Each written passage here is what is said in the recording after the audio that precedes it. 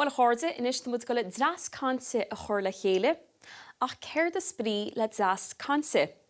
Well, is písa Cainte atá an, bunaí ar hopaic fuile, agus catú Ghaeilge hefyd agus a frásaí Dreasa a úsáid, agus bíon cumórtais ag oireachtas na saona chola bhliain le hain Dreas Cainte, ceann go hásair agus ceann go chuoine fásta agus ní bheadh sad.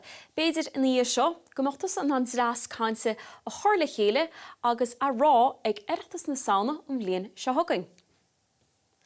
Inis tá cúpla frása Dreasa amsa an seo, agus tá mise gola iad a léamhhuaibse agus iad a bhíonhuaib mar sé beganín deacair.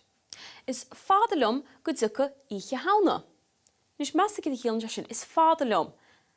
Tá tú súil go mór le oíche hána. Beidir go ngeartasa is fádalum go dtucha an deire seachtaine, nó is fádalum go dtucha leontí siad an tara. Bhíoch an sport agus sprí ag na páistí, bhíoch siad a gimmert go leor clufií. Inis bhíoch an áit bhí atá úsáidí sa gás seo, sin an aimsiad gnáthate agus sin rud a bhíoch a tarlú go leanúnach fádó. Scetamíní áthais. Well, tSamhain cad a dhéann seo, áthas, scetamíní áis. Tá duine seo ar bís, tá scetamíní orb, tá ásarb, tá riamad orb. Tá nós láidir sna cáthrachaí, sin a mhór a lása. Nós láidir, siad a chéann sin na nós a bheith ag go leor daoine, sin nós láidir. Bíonn loch na siopaí ar an ghaol i gcéir páistí a bheála isteach. Inis a gcuoinech líbse, bhí muid léamh an dúanála agus an bhíoltóig, agus bhíon dúanála i gcéir an bhíoltóig a bheála isteach. Agus bhíon na siopaí i gcéir an rud síreach céalaíona le na héadaí Dreas a bhíon sacab le haid oíche hána. Inis, tá mise go le Dreas Cainte i léamh, agus is féidir líbse éisteacht. Ó is fádalum go dtucha oíche hána. Tá an oíche hána úr amháin sa bhliain. Se sin an taonú lá is tríocha go bhí dhearfóver. Nuair bhí ar dismóí agus ar seantaistí in na báistí, bhí díos ag tnú go mór le oíche hána.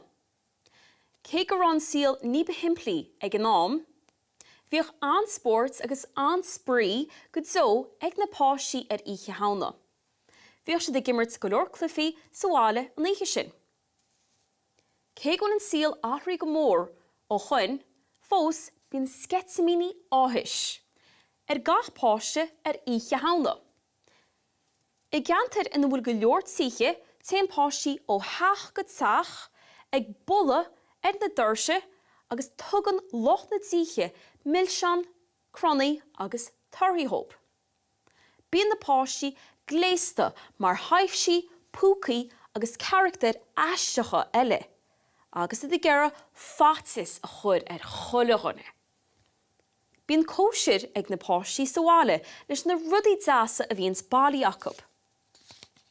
Tá nós láidir sna cáthrachaí agus na bailte móra sin a chráibh mhór a lása ar oíche hána, ach níl an nós sin faoin tua go hindúil.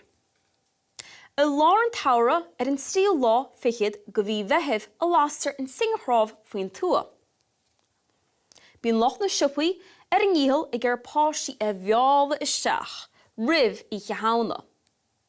Bíonn aithne fidil, hataí agus scúpaní caileacha agus níche eile a bhhainann le oíche hána an ghaol sna siopaí.